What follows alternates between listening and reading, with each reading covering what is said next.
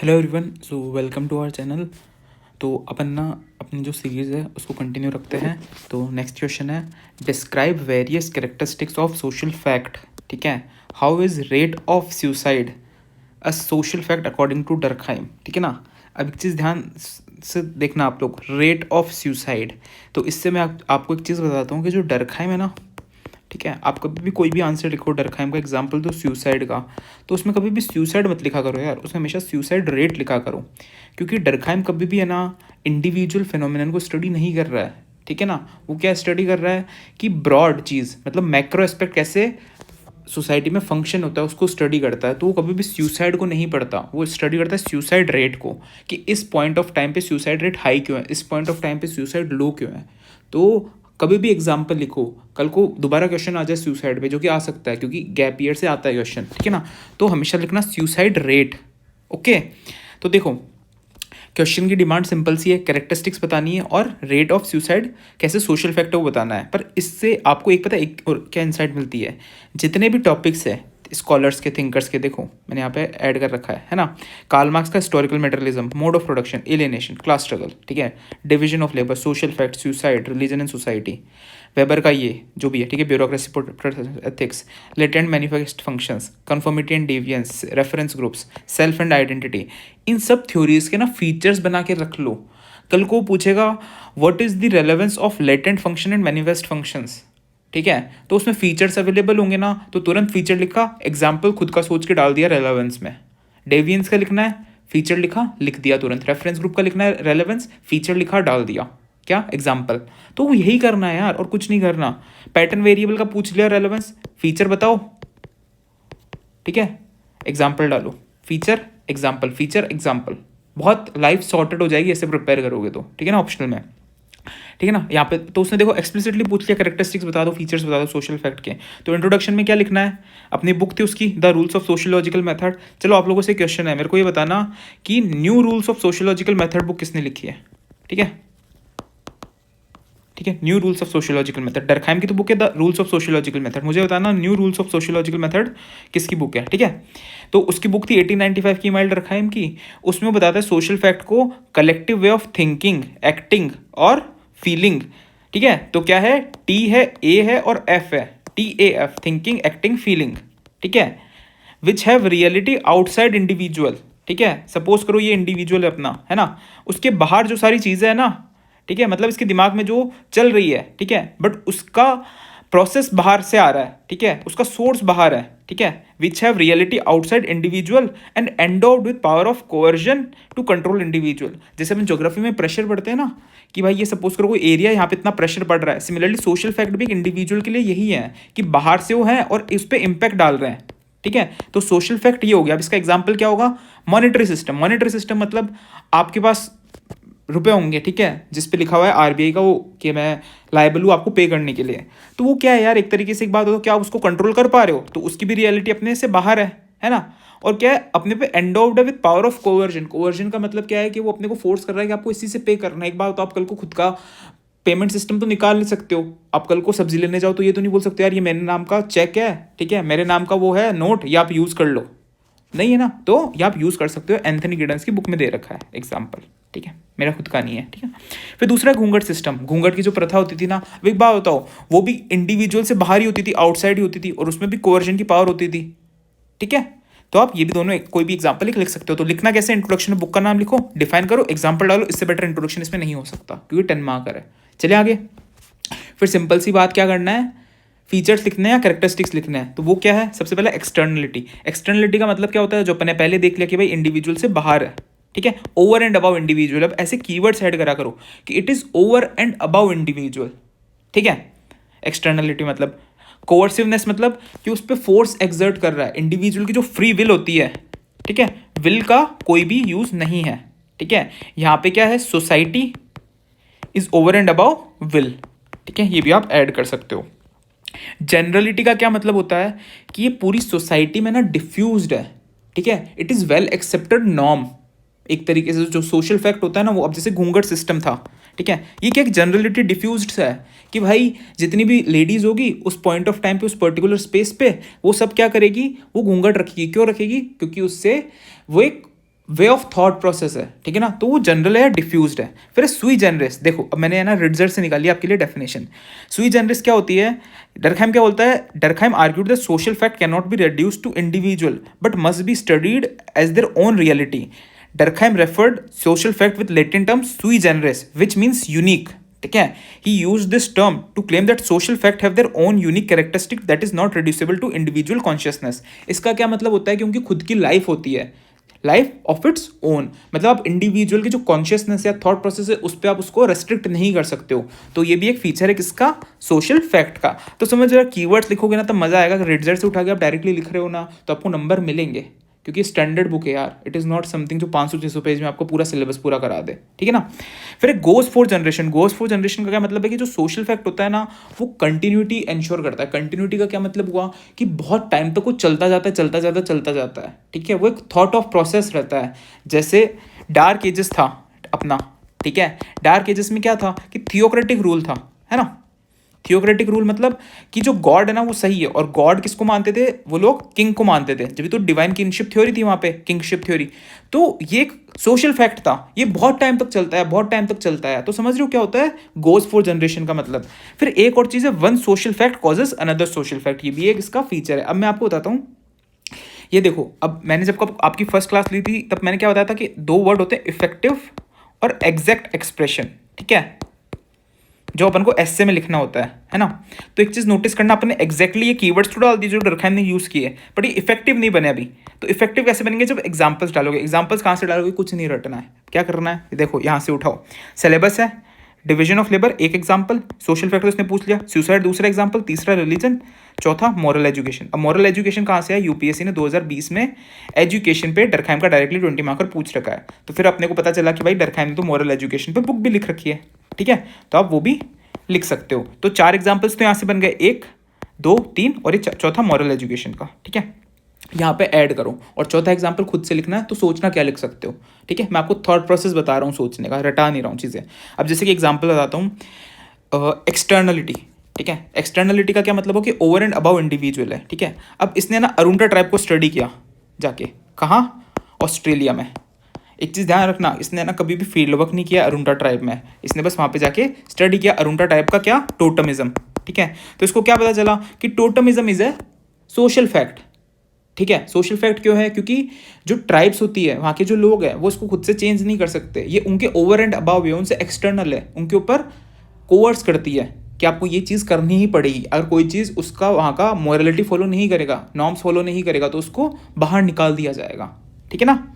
तो आप है ना ऐसे एग्जाम्पल यहाँ से लिख सकते हो। इससे आपका क्या होगा, इफेक्टिव तो हो ही गया और एग्जैक्ट पहले से था, तो इफेक्टिव और एग्जैक्ट एक्सप्रेशन यहाँ पे बन गया अपना, ठीक है।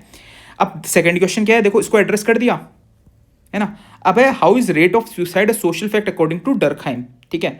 अब इसमें मैं आपको क्या सजेशन दूंगा कि एक टेबल बनाओ, क्योंकि देखो सब लोग है ना पैराग्राफ फॉर्मेट में लिखेंगे, 2 पैराग्राफ छोड़ के लिख देंगे, पर अगर आपको अच्छा एज लेना है यहाँ पे, क्योंकि ये स्टैटिक क्वेश्चन है, ठीक है।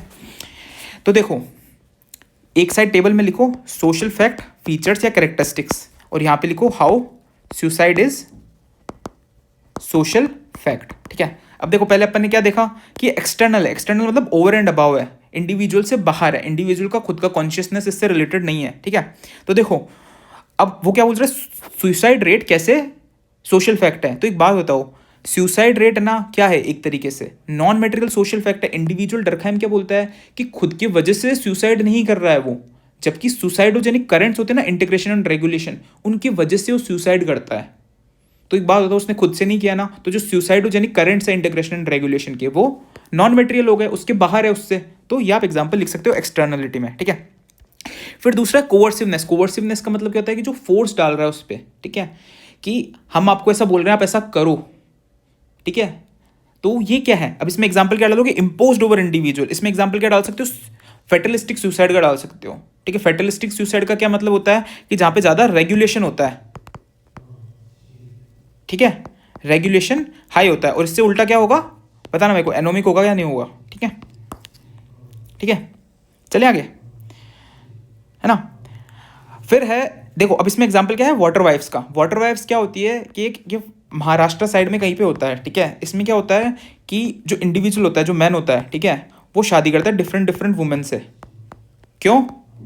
क्योंकि वहाँ पे पानी की प्रॉब्लम होती है, तो पानी को दूर से लेके आना होता है, ठीक है। तो उसके लिए अलग अलग शादी कर लेता है। जैसे सपोज करो ये पहले इससे शादी की, फिर ये ओल्ड हो गई, फिर इससे शादी कर ली, फिर ये ओल्ड हो गई इस मैन ने, तो इससे शादी कर ली।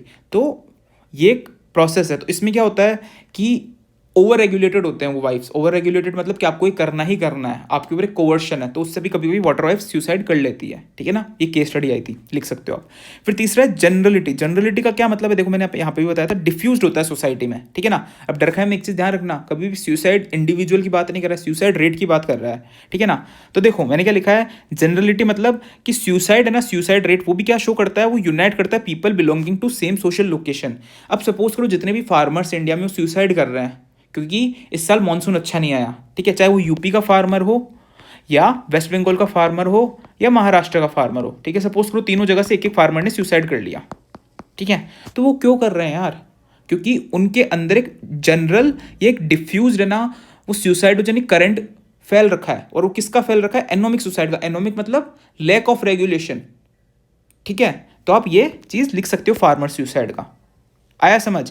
फिर सुई जनरस का मतलब अपन ने क्या देखा कि उसकी लाइफ है खुद की, है ना। तो देखो सुसाइड किस वजह से होती है? जब कलेक्टिव पैटर्न हो ना ओवर एंड अबव हो जाता है इंडिविजुअल थॉट, ठीक है। जो थॉट प्रोसेस होता है ना सुसाइडोजेनिक करंट का, वो ओवर एंड अबव हो जाता है किसके? Individual thought process. इसमें एग्जांपल क्या डाल सकते हो? जॉन्सटाउन सुसाइड। इसके बारे में रीड करना, बहुत अच्छी केस स्टडी है, ठीक है। इसमें क्या बहुत लोगों ने ना under a famous leader suicide कर लिया था, सुसाइड कमिट कर लिया था, मास सुसाइड कर लिया था। तो उन्होंने क्यों किया था? क्योंकि वो ज़्यादा ही इंटीग्रेटेड थे किससे? उस लीडर के थॉट प्रोसेस से। तो ये आप लिख सकते हो एल्ट्रुइस्टिक सुसाइड का एग्जाम्पल। तो समझ रहे हो? यहाँ पे भी देखो, यहाँ से आप ये चीज़ देखना, सारे सारे पॉइंट्स है ना, ये सारा आपका क्या फॉर्म कर रहा है? ये सारे आपका फॉर्म कर रहा है एग्जैक्टनेस।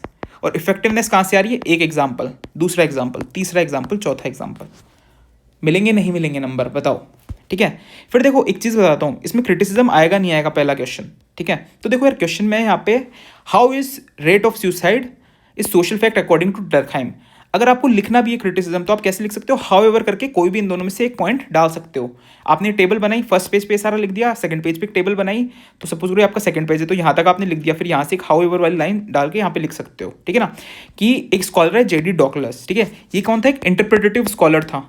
ये बोलता है कि आपको है ना सुसाइड का सोशल मीनिंग पता लगाना बहुत ज़रूरी है। आप ऐसे जनरलाइज नहीं कर सकते हो कि लोग सुसाइड है ना इन्हीं 4 कॉजेज़ की वजह से कर सकते हैं। बहुत लोगों के अलग अलग कॉजेज़ हो सकते हैं। तो we need to find reality by studying into their shoes. उनके शूज़ में जाके स्टडी करना है, ठीक है ना। तो जैसे फॉर एग्जांपल देता है कि बिजनेसमैन है ना बिजनेसमैन क्यों सुसाइड करेगा? क्योंकि उसका बिजनेस फेल हो चुका है ड्यूरिंग इकोनॉमिक स्लम्प। और ट्राइबल क्यों सुसाइड कर रहा है? क्योंकि उसको फूड नहीं मिल रहा, इसलिए वो अपने आप मर जा रहा है, सुसाइड ही हो गया एक तरीके से, ठीक है ना। तो आप चीज़ें लिख सकते हो। फिर एक एटकिंसन नाम का स्कॉलर्स है, ठीक है। ये क्या बोलता है कि जो कोरोनर्स होते हैं, कोरोनर्स मतलब वो लोग होते हैं जो सुसाइड कर लेते हैं ना कोई इंसान, ठीक है। सुसाइड करने के बाद जो उसका डेटा कलेक्ट करते हैं कि भाई इसने सुसाइड क्यों किया, उसको स्टडी करते हैं, डेटा को रिकॉर्ड करते हैं, वो होते हैं कोरोनर्स। तो बोलता है कि कोरोनर्स की कुछ है ना कॉमन सेंसिकल थ्योरीज है। कॉमन सेंसिकल थ्योरीज का क्या मतलब है? सपोज करो इस इंडिविजुअल ने सुसाइड कर ली, ठीक है। तो अगर इसके पास है ना कोई सुसाइड लेटर मिला तब तो सुसाइड मान लेंगे। अब क्या पता वो सुसाइड उसने की है या उसको फोर्सफुली मारा गया, किसी को नहीं पता, ठीक है ना। तो ये रियलिटी को डिस्टॉर्ट कर रहा है, मतलब वो क्राइम पेट्रोल वाली बात आ गई, ठीक है ना। तो ये रियलिटी को क्या कर रहा है? डिस्टॉर्ट कर रहा है। तो डिस्टॉर्ट कर रहा है ना, तो इससे रियलिटी नहीं पता चलेगी। फिर जो रिसर्च का जो पर्पस है, जिसको अपन वैलिडिटी कहते हैं, accuracy of the research, gender वी वाला पढ़ा था ना, वैलिडिटी वाला, उसमें मैंने देखा था ecological validity. So it harms the ecological validity of the study, ठीक है ना। तो आप ऐसे क्रिटिसिज्म एक लिख सकते हो। आया समझ? आया मजा? फिर एक कंक्लूजन। कंक्लूजन में क्या लिखना है? सबसे पहले क्लास में क्या बताया था? सोशियोलॉजिकल इमेजिनेशन बताया था, ठीक है। सोशियोलॉजिकल इमेजिनेशन क्या था कि कैसे जो personal trouble are shaped by public issues. Public issues मतलब जो पब्लिक की बड़ी बड़ी ब्रॉड प्रॉब्लम्स है ना। तो एक बात और, डर्कहाइम भी तो अपनी चीज़ों में यही कर रहा है कि कैसे एक इंडिविजुअल फेनोमेना जैसे कि suicide, it is affected by larger social structure. तो उसने सोशियोलॉजिकल इमेजिनेशन यूज़ किया, नहीं किया? और किसका कॉन्सेप्ट है मुझे बताना, ठीक है। मुझे बताना किसका कॉन्सेप्ट है। तो आप कंक्लूजन में क्या लिखोगे? डिस्पाइट क्रिटिसिज्म, ठीक है, Durkheim theory is most influential because it reflects sociological imagination. तो ऐसा करके लिखोगे ना तो आंसर में आपका एक बोलते हैं ना इंटेलेक्चुअल डेप्थ आएगा यार, ठीक है। तो चीज़ों को ऐसे लिखो यार, ठीक है, मज़ा आएगा लिखने में आपको आंसर। अब एक बात होता है इसमें क्या टफ था, आपने कितना रटा, बस आपको ये फीचर्स पता होने चाहिए, एग्जाम्पल आपके सिलेबस से आ गए, ठीक है, ये सारी चीज़ें आपको पता ही है पहले से, बस आपको लिंक करना आना चाहिए यार, क्योंकि कल को कुछ और क्वेश्चन पूछ लेगा वो रिलेट करके, कल को ये पूछ लेगा कि रिलीजन कैसे सोशल फैक्ट है, अगर ये सारी चीज़ें आती है तो आप उसको भी आंसर बना लोगे, नहीं बना पाओगे क्या, सोचना, ठीक है। तो ऐसे इसको लिखो। अब मेरे को यार एक सजेशन चाहिए था, ठीक है ना, मैंने कल एक चैनल बनाया था, है ना, अब आप लोग मुझे बताना कि आपको आंसर राइटिंग करनी है क्या, अगर आपको आंसर राइटिंग करनी है तो क्या प्रोसेस होगा कि इस चैनल को आप ज्वाइन कर लेना, ठीक है ना। तो जैसे मैं आपको आज एक क्वेश्चन दे दूंगा एक्स्ट्रा, ठीक है, ये मतलब ये नेक्स्ट क्वेश्चन है, तो आपका टास्क क्या रहेगा कि कल आप है ना 9 बजे से पहले, 9 PM से पहले इस आंसर को उस ग्रुप में डालना, मैं ग्रुप बना दूंगा, ठीक है, अगर ज़्यादा लोग ज्वाइन करेंगे ना इस चैनल को, ठीक है, तो मैं ग्रुप बना दूंगा। फिर आपका क्या काम रहेगा कि आप कल 9 PM से पहले जो मैं नेक्स्ट क्वेश्चन दूंगा आपको, उसको लिख के उस ग्रुप में पोस्ट कर देना, ठीक है। फिर मैं 9 PM के बाद ये वीडियो आएगी, ठीक है, नेक्स्ट क्वेश्चन की, ठीक है ना, नेक्स्ट क्वेश्चन की वीडियो आएगी, उसमें मैं आपको बताऊंगा कि आप और क्या क्या कर सकते, तो फिर आपका क्या होगा, प्रोसेस बहुत अच्छा हो जाएगा। सपोज करो पहले आपने लिखा, ठीक है, आपने लिख दिया आंसर, तो आपने अपनी अंडरस्टैंडिंग रिफ्लेक्ट की, फिर जब मैं आपको मॉडल आंसर बताऊंगा तो आप सोचना कि यार इसमें ये चीज़ ऐड कर सकता हूँ मैं, तो कैसे और कैसा लगेगा मेरा आंसर, उससे ना ड्यूअल लर्निंग होगी आपकी, और इफेक्टिवली आप लिख पाओगे एक आंसर को, और वैल्यू एडिशन भी हो जाएगा, इवेल्युएशन भी हो जाएगा। तो मुझे बताना आपको ये करना है या नहीं करना, अगर करना है तो ये ज्वाइन कर लेना ग्रुप, और इसका मैं डिस्क्रिप्शन बॉक्स में भी डाल दूंगा लिंक, ठीक है ना। ये हो गया, तो चलो अब नेक्स्ट क्वेश्चन पे मिलते हैं, लाइक कर देना, शेयर कर देना, सब्सक्राइब कर देना, ठीक है ना, चलो ऑल द बेस्ट।